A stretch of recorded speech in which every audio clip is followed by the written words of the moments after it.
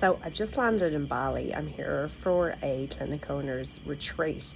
And the second I land in Bali, I just get this sense of peace, which sounds really cliched. But hear me out. I've been thinking about the idea of rituals and the importance of rituals. And so you land somewhere like this that's so ritual driven. And you kind of know what to expect. Like, you know, there's going to be the little offerings. You know, when you go to the beach in the morning, you're going to see the offerings on the beach. You know, you're going to smell the incense. You know, when you get to the hotel, you're going to get the welcome drink. You know, somebody's going to come and take your bags. Like, the service is just incredible. You know what to expect, and it's that really brings about that level of peace. And it got me thinking about the benefits of ritual in leadership and in life. And there are many, and I'm just going to talk to three. So one of them is ritual eliminates decision fatigue. So we know the story about Steve Jobs, how he used to wear the same color all the time and he'd always have the same outfit, so he never had to think about what he was going to do.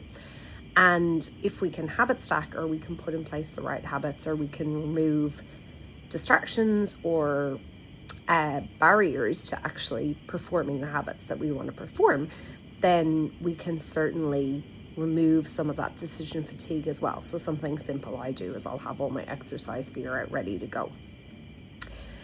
The second piece about ritual is sometimes it can remove anxiety. So like I mentioned, when I come to Bali, I know what I'm going to get. I know that it's going to be really easy to get taxis or Grab. I know that there's going to be great food. I know the service is going to be excellent.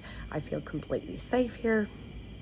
All of those things remove anxiety. But in the workplace, rituals in the workplace of, you know, team meetings and regular check-ins, and we have things like frameworks for our meetings, or like values nominations, or how we celebrate birthdays, or what we do to promote people and so on.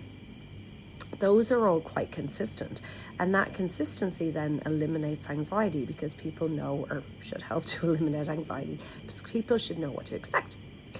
And then the third piece around ritual, it's a really great anchor for helping us to celebrate our wins. So we know that when we celebrate little micro wins, our brain creates the conditions for more abundance. So it creates the conditions to win more, right? Because we see that we're actually recognizing that thing.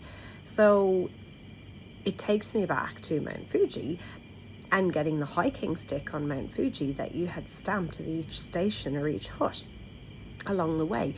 That is a ritual. That is a memento of that hike for me. It's something that I will have hopefully forever.